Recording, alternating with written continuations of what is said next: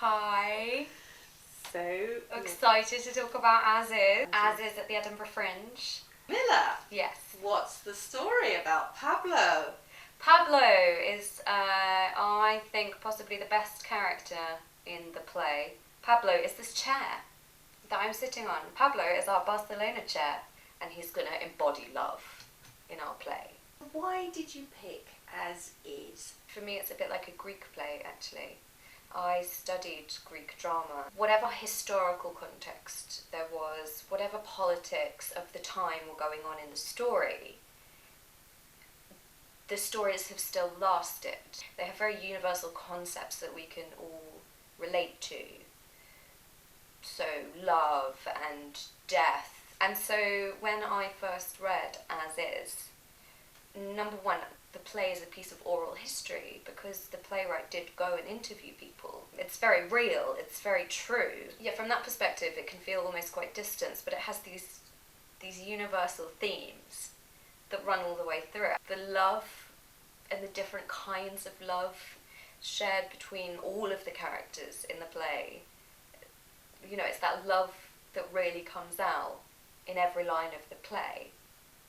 So can I ask you about personal resonance? When I was a teenager and I first started going out, I was spending a lot of time with people like the Scissor Sisters and with Justin Vivian Bond and Kenny Melman when they were still doing Kiki and Herb, and Sammy Joe, and I was going to a lot of gay clubs in London. So that kind of acceptance of creativity and a way of expressing yourself externally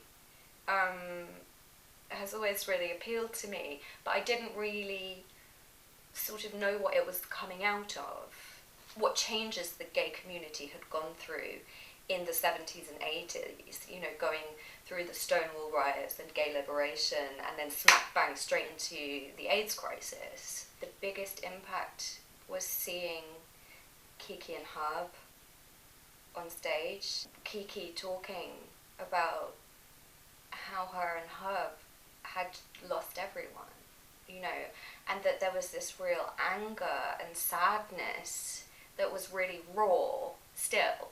The fear and the sort of feeling that you weren't supported by your city and you weren't supported by your government administration and that all of your friends were dying. To find out about the tragedy of that, it made me want to tell the story. I thought I was quite informed about it, but I absolutely didn't know the impact that it had had on a whole community of people and the prejudice that was associated with it. So to find this play and to have that story told in such a human and real and loving way, I thought it was a great find, you know. So back in February, when we were applying for the rights, I was really, you know, fingers crossed, because it was the only play I really wanted to stage this year. So, how are you enjoying the ensemble? What are the rehearsals like? I love the rehearsals. They are so intense. They are so intense because there's so much sharing of information going on. Like, even all over my social media, I'm getting links to videos. I found this, have a look at this article. I'm really lucky to be working with a cast who have got so on board and are as passionate about telling this story as I am. It's been quite freeing, it's been for them, and it's been quite interesting for me, sort of understanding about the limitations that we put on people by the way that we judge masculinity, what an idealised masculinity is. So the rehearsals have been going great. I've also really been enjoying working with an ensemble. My background's in Greek drama, and I've always loved the whole concept of having a chorus. Whether they can or should manipulate an audience reaction and how it would feel to maybe be reflecting some of the ideas that the audience have back at themselves. So I always think having an ensemble is an underrated concept in modern British drama. Would you like to tell us a little bit about the aesthetic, your concept as the creative? Design. I mean, Pablo is obviously number one. Yeah, I'm working with a brilliant emerging designer called Isabel Powersmith, who is great. She totally, we talked about it, she totally got it.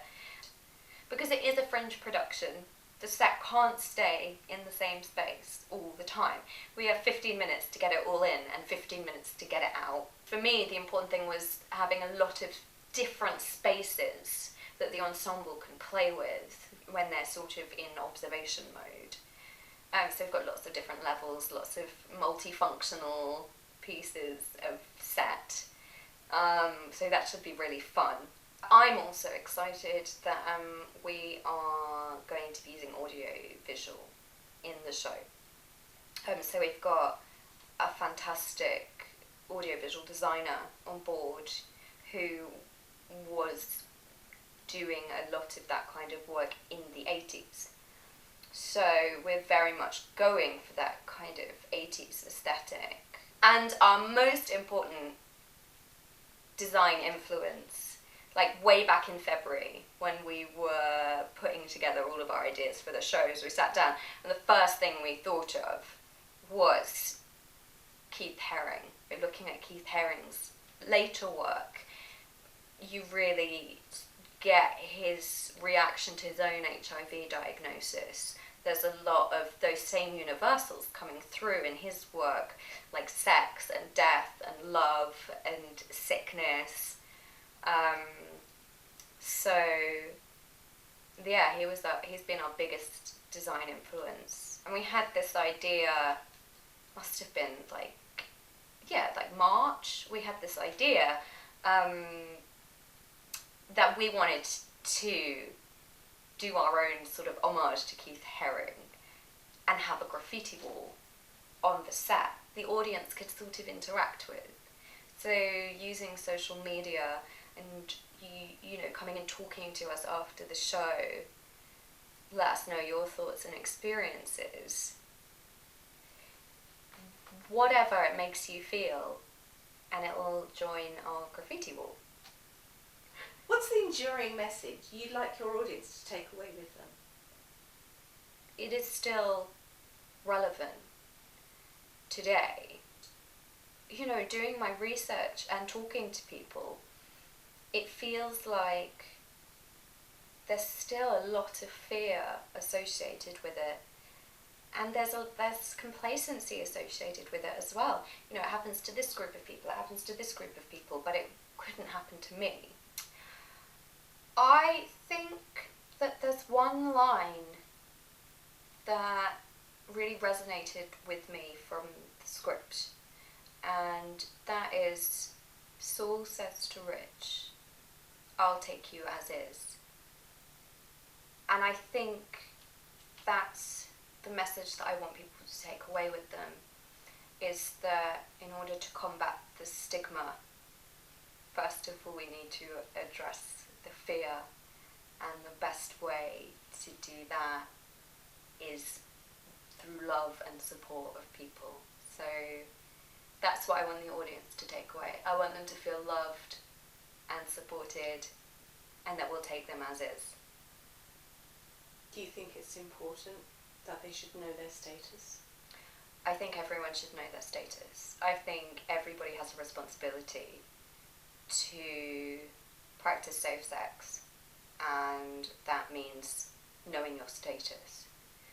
And I think it's easy to do. I think it's just breaking down that fear or complacency or the feelings of stigma associated with it. Know your status and live positively.